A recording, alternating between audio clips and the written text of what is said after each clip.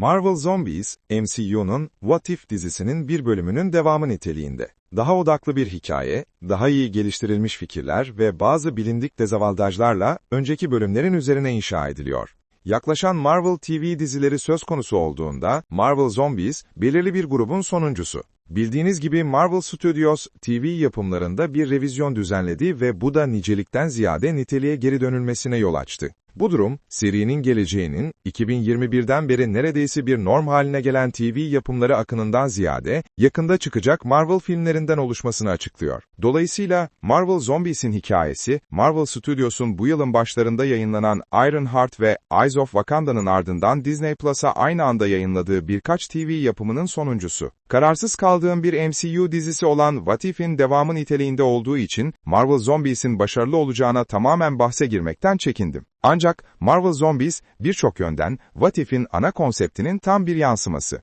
Alternatif bir MCU dünyasına daha derinlemesine bir bakış açısıyla yaklaşarak, daha iyi geliştirilmiş What If fikirleri sunuyor ve buna eşlik eden bazı yaratıcı aksiyon sahneleri içeriyor. What If'in formülünün birkaç kalıcı dezavantajı dışında, Marvel Zombies, çoğunlukla oldukça eğlenceli bir yapım. Marvel zombilerinin animasyon tarzı hala sinir bozucu bir karmaçanta. Marvel Zombies'in az sayıdaki şikayetimden biri, yukarıda bahsedilen olumsuzlukları animasyon tarzı. What If animasyonu, şüphesiz dizinin başından beri en büyük sorunumdu. Öncelikle, Marvel Zombies'in bu konuda bazı açılardan daha iyi olduğunu kabul ediyorum. Bazı bireysel çekimler, mekanlar ve aksiyon sahneleri göz alıcı bir güzelliğe sahip. Bu animasyon stilinde her zaman olduğu gibi, görsel olarak çarpıcı arka planlar ve aksiyon dolu anlar yaratmak için mükemmel bir şekilde çalışıyor. Ayrıca Marvel Zombies'teki genel kompozisyon ve sanat, What If'tekinden daha iyi düşünülmüş ve bu da animasyon stiline daha da katkı sağlıyor. Ancak animasyonun zayıf noktası, karakter çalışması.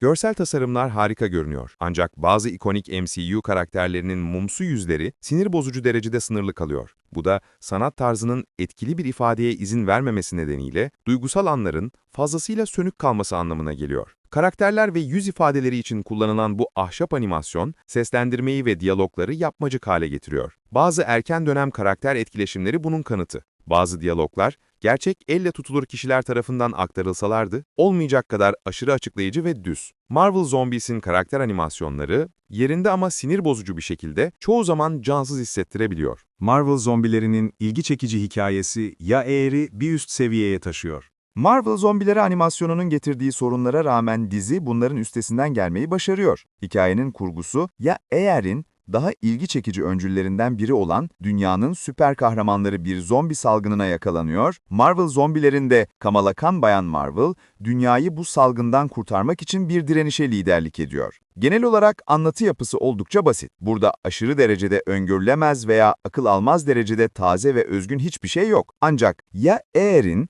daha uzun bir versiyonu olmasının avantajını yaşıyor. Marvel kahramanlarını yeni senaryolarda, yeni güçlerle, yeni ittifaklarla ve değişen bir MCU dünyasında görmek, serinin uzun süredir hayranı olan biri için ilgi çekici. MCU'ya aşina olmayanlar için, Raft'ın zombilerden korunmak için yüzen bir sığınak olması, Blade'in Khonshu'nun avatarı olması, Ikaris'in Kaptan Marvel'la sonsuz bir savaşta kilitlenmesi veya diğer MCU göndermeleri hiçbir şey ifade etmeyecektir. Bu nedenle Marvel Zombies özellikle MCU hayranları için yapılmış gibi görünüyor.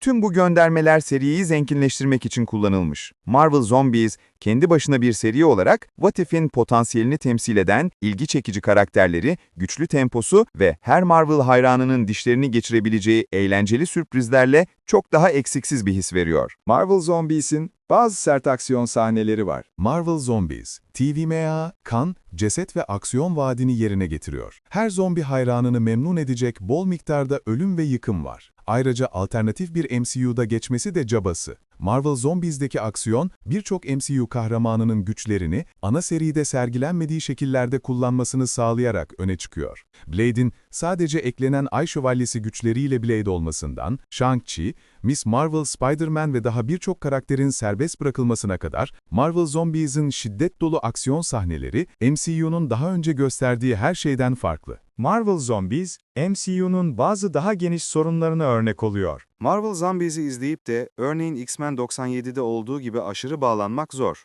İkincisi, anlatılması gereken bir hikaye gibiydi, Marvel Zombies ise bunu başaramadı. Bunun en büyük sebebi belki de What If'ten kaynaklanıyor. Anlatısal açıdan dışarıdan bakıldığında ilgi çekici olan her şeyden çok, üye meyveleri ve paskalya yumurtalarına güvendiğim bir dizi. Marvel Zombies bunu geliştiriyor. Ancak bu, sürükleyici ve bağımsız bir hikaye olmaktan ziyade, MCU'nun potansiyelinin bir uzantısı ve bize ana serinin bize vermediği şeyleri hatırlatıyor. Örneğin, Blade'in canlı aksiyon serisinden daha iyi kullanılması aşırı sinir bozucu. Bayan Marvel, Avengers Endgame'den bu yana en iyi MCU karakterlerinden biri, ancak seri bunu yansıtmadı. Marvel Zombies bunu yansıtıyor ve gerçek MCU hikayelerinde karakterine yapılan kötü muamele daha da hayal kırıklığı yaratıyor. Aynı şey, Shang-Chi, Kate Bishop ve Ironheart gibi diğer karakterler için de söylenebilir. MCU'nun son birkaç yıldır odaklanmaması ve nicelik uğruna niceliğe ısrar etmesi, bazı gerçekten harika karakterlerin göz ardı edilmesine ve What If ve Marvel Zombies gibi hikayelerin ana serinin de keşke öyle yapsaydı dedirten bir şekilde onları kullanmasına yol açtı. Marvel Zombies'in sonu,